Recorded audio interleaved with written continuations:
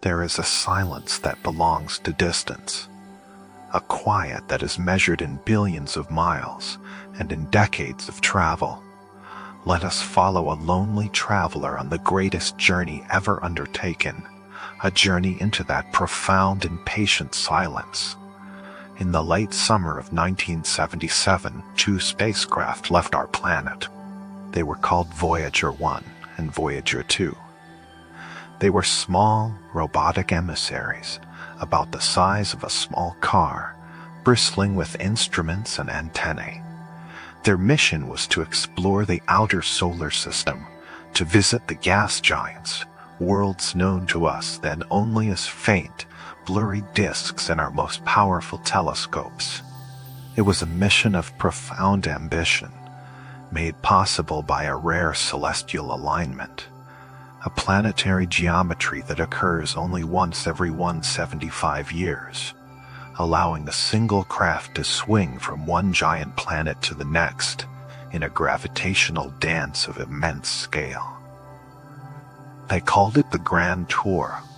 Voyager 2 left first, then Voyager 1 on a faster, shorter trajectory. They were humanity's first true steps into the deep outer solar system, and they were built to last, not for years but for decades. Their power came not from the sun, which would soon be too faint to be of use, but from the slow, steady decay of a sphere of plutonium. They were powered by a dying star of our own making, a heart that would beat for half a century. We will follow the arc of their journey, not as a sequence of events, but as a descent into a new kind of existence.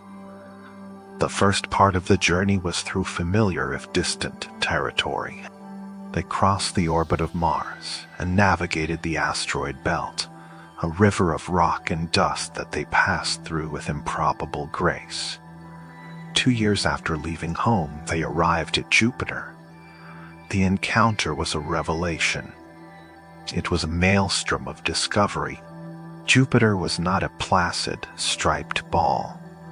It was a living, breathing, violent world. The great red spot was revealed to be a raging anticyclonic storm, larger than 3 Earths.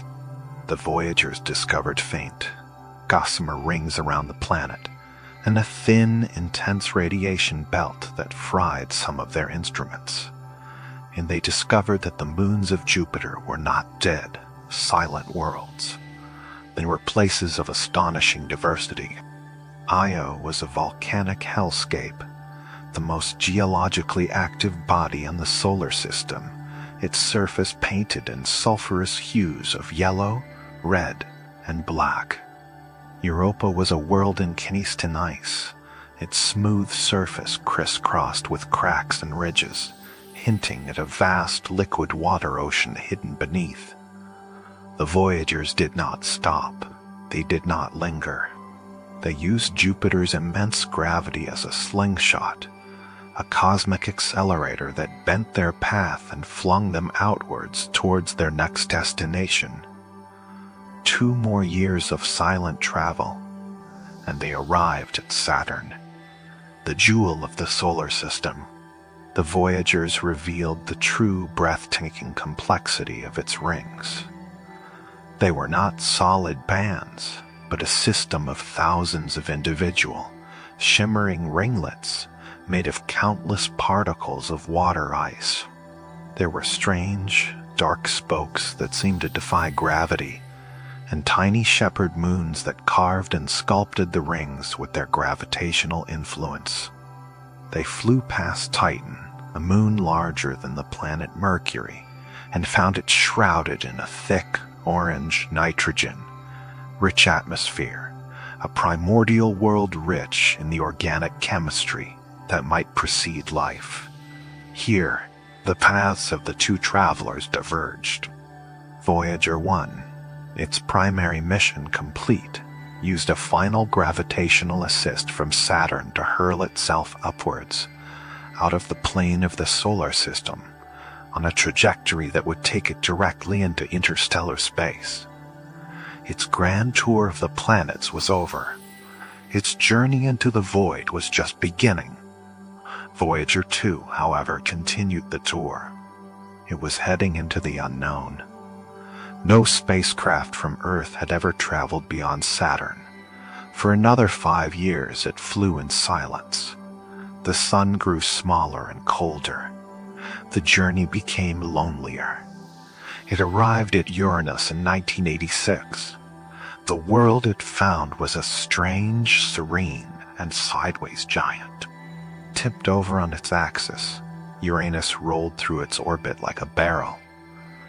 It was a featureless, pale, aquamarine sphere, its atmosphere thick with a cold, placid haze. Its rings were thin and dark as coal, its moons small, icy, and battered. The encounter was brief, a fleeting glimpse of a world at the edge of the sun's dominion, and then another gravitational slingshot, and another long fall into the darkness. 3 more years passed. 3 more years of cold, quiet, and solitude. In 1989, 12 years after it had left home, Voyager 2 arrived at its final destination, Neptune. Neptune was a surprise. It was not the placid, quiet world Uranus had been. It was a vibrant, deep blue world, racked by the fastest winds in the solar system. It had a great, dark spot, a colossal storm reminiscent of Jupiter's, that churned in its atmosphere. It had faint, clumpy rings and a bizarre moon, Triton, that orbited the planet backwards.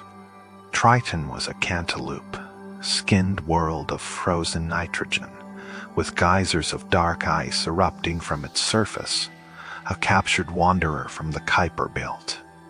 This was the last port of call, the final postcard home.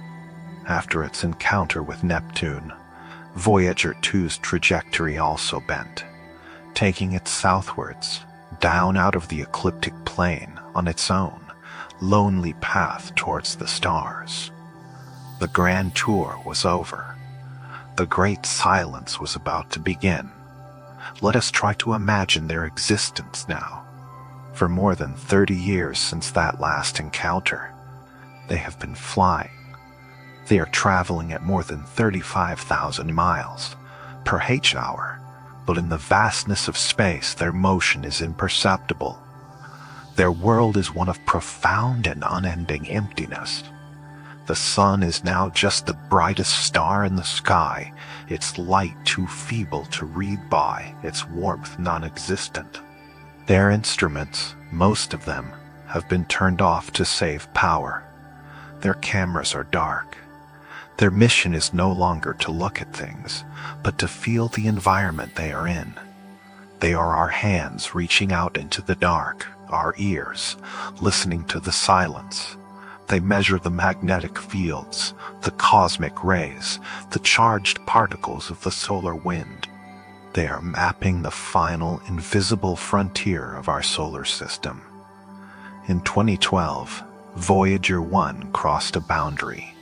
Its instruments detected a sudden, dramatic drop in the number of solar particles and a sharp increase in the intensity of high-energy galactic cosmic rays. It had crossed the heliopause. It had left the great magnetic bubble of our sun, the heliosphere, and had entered interstellar space. It is the first object made by humanity to do so. It is an emissary in an ocean that it will never cross. The nearest star in its direction of travel is 17 light years away. It will take Voyager 140,000 years to get close to it. Its sibling, Voyager 2, crossed the same boundary in 2018 in a different direction. They are 2 lonely ships sailing on the same dark cosmic sea, but on different headings never to meet again. They are almost completely alone, but not quite. Attached to the side of each Voyager spacecraft is a golden record. It is a phonograph record, made of gold-plated copper, containing a message from the world that built them. It contains sounds of the earth, Wind, rain, the songs of whales, a human heartbeat. It contains music from many cultures, Bach, Beethoven, Chuck Berry, and traditional music from around the world. It contains greetings in 55 languages, and it contains 115 images of our world, our science, our life. This record is a message in a bottle thrown into the cosmic ocean. The chances of it ever being found by another intelligence are infinitesimally small. It is not a serious attempt at communication.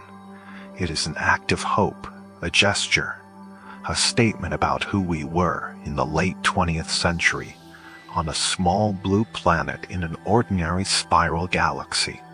It is a piece of art, a symbol of our own loneliness and our desire to not be alone. The plutonium heart that powers the Voyagers is slowly decaying. Sometime around the year 2025, their power will have dwindled to the point where they can no longer operate their scientific instruments. Their final, faint transmissions will cease, and the great silence will become absolute. They will become true ghost ships, but they will not stop. Their journey will continue. In darkness and in silence, they will continue to fly through the empty space between the stars for millions of years. They will likely outlive our planet. They will outlive our sun. They may be the longest-lasting artifacts of our entire civilization. They are our quietest and most enduring legacy. To think of them is to feel a profound sense of scale, of time, and of solitude. They are a physical embodiment of our own curiosity, our own yearning to see what is over the next hill. They are a piece of us, a piece of our world, now and forever adrift in the great, dark, and silent cathedral of the Milky Way. They are a testament to the fact that, for a brief moment in time on a small watery world, a species emerged that was not content with its own shores and built ships to sail the stars. And that journey, that lonely, silent, and endless voyage, continues even now.